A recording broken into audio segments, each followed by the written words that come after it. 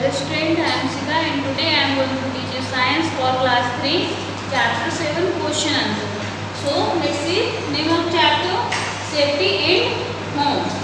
So question number 1, list 5 things in your home that can be dangerous. Means अपने घर में आपको 5 things note करनी है जो डेंजरस हो सकती हैं. ओके, तो let's see the answer. 5 things in home that can be dangerous. कौन कौन सी है वो? 5 चीज़ें यहाँ पे लिखनी है जो डेंजरस हो सकती हैं आपके घर में, जिनसे आपको अवेयर रहना है और क्या रहना है, आपको वहाँ पे सेफ्टी रूल्स फॉलो करना है. ओके, तो फर्स्ट है नाइफ्स एंड सीजर्स. आपके घर में जो नाइफ्स, चाकू और कैंची होती हैं, and match stick and gas stove and damage electric wires और plug point and wet floor. Means चाकू हो, कैंची, मैच स्टिक, माचिस, गैस स्टोव किचन में जिसमें खाना पकता है, डैमेज इलेक्ट्रिक वायर्स और प्लग पॉइंट. अगर कोई भी वायर, इलेक्ट्रिक वायर कहीं पे भी डैमेज है या फिर प्लग पॉइंट में आपको हाथ नहीं डालना है, वो क्या बहुत ही डेंजरस हो सकते हैं आपके लिए. एंड वेट फ्लोर मतलब गीला फर्श. आपको गीले फर्श पे नहीं चलना है, अवॉइड करना है. अगर आपके घर में पोछा लग रहा है तो आप वेट करो जब तक वो ड्राई ना हो जाए. Okay, now let's see question number 2. What will you do before crossing a busy road? आप क्या करोगे बिजी रोड को क्रॉस करने से पहले? तो आंसर है before crossing I will see to my right. पैर क्रॉस करने से पहले मैं अपने राइट देखूंगा, उसके बाद में देन टू माई लेफ्ट, उसके बाद में अपने लेफ्ट, फिर again right and again to my right, फिर उसके दोबारा मैं अपने राइट देखेंगे. उसके बाद में then after I will cross the road at the zebra crossing. उसके बाद में हम रोड क्रॉस करेंगे. कहाँ से? जेब्रा क्रॉसिंग से. अगर कहीं पे ऐसा रोड है जहाँ पे जेब्रा क्रॉसिंग अवेलेबल नहीं है तो वहाँ पे हमें ज़्यादा केयरफुल रहने की ज़रूरत होती है. तो वहाँ भी आप ऐसे ही क्रॉस करेंगे, पहले राइट अपने, उसके बाद में लेफ्ट, फिर राइट देखना है और क्रॉस करना है. ये देखना है कि कोई भी व्हीकल ना आ रहा हो. Okay, question number 3, how can you avoid accident on the playground?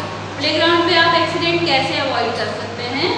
तो आंसर है by following the rules of games and not pushing or tripping players we can avoid accidents on the playground.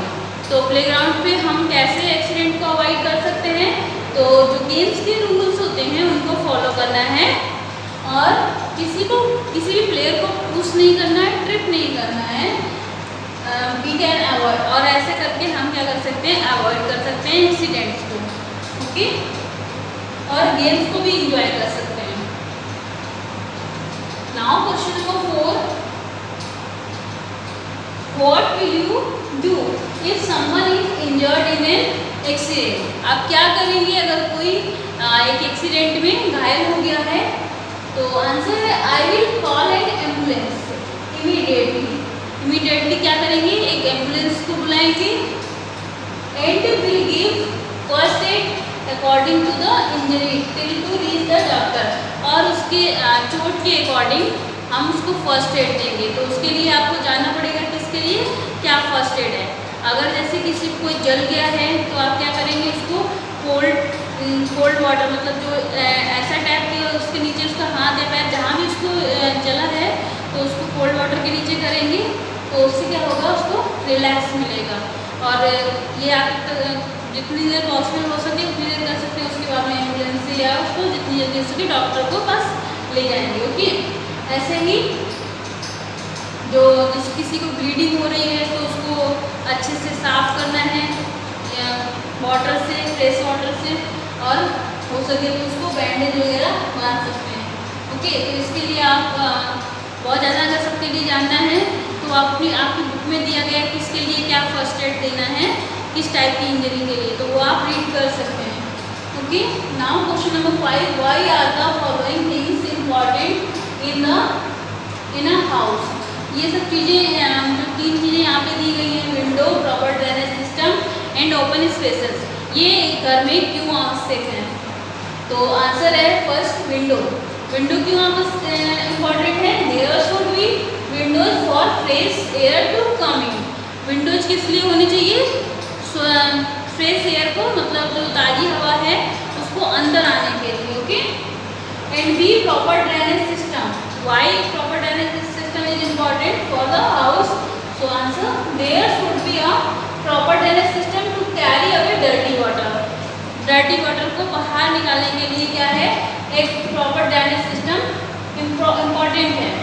Next है open spaces. घर में open space क्यों important है? For getting sunshine and fresh air.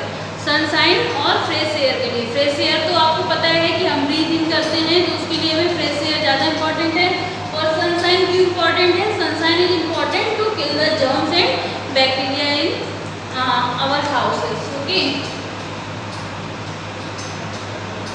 Question number 6, you want sunshine and fresh air to come in your house, but you want to keep insect out. How will you do this? आप चाहते हैं कि sunshine और ताज़ी हवा, fresh air आपके घर के अंदर आए, बट वो मॉस्किटो और इंसेक्ट्स आपके घर के अंदर ना आए। तो उसके लिए आप क्या करेंगे? तो ज़्यादातर आपके घर के अंदर सनशाइन और फ्रेश एयर कहाँ से आती है? विंडो से या फिर डोर से। तो आप विंडो और डोर के ऊपर ऐसा अरेंजमेंट करेंगे जो वायर नेटिंग होती है ना। First read the answer. Wire netting on doors and windows keeps the house free from insect. With this arrangement air and sunshine can come in. तो वायर नेटिंग जो है वो आप डोर्स पे और विंडो पे लगा के सनशाइन और फ्रेश एयर तो अंदर आ सकेगी, बट इंसेक्ट और मॉस्किटोज को अंदर आने से रोक सकते हैं। Okay, so now question answer completed. Now let's see thinking skills. So one question is given in your thinking skill question. Mohan's house does not have a proper drainage system. What kind of problems can Mohan face? Mohan के घर में proper drainage system नहीं है, तो वो किस type की problems face कर सकता है? तो आंसर है Mohan can face foul smells, germs and insects grow from the dirty water and garbage that causes diseases. तो मोहन को गंदी स्मेल आएगी, उसके घर में जर्म्स हो जाएंगे और इंसेक्ट्स भी हो जाएंगे। तो किससे होंगे जर्म्स और इंसेक्ट्स? किससे ग्रो होंगे? डर्टी वाटर से। जो उसके घर में अगर ड्रेनेज सिस्टम सही नहीं तो डर्टी वाटर इकट्ठा होगा और डर्टी वाटर से जर्म्स और इंसेक्ट्स पैदा होंगे, या फिर गार्बेज। और इन सब चीज़ों से क्या होगा? बीमारी बढ़ेगी उसके घर में। Okay, so this is all about your question answer and thinking skills student. If you have any query you can ask me on WhatsApp. Thank you.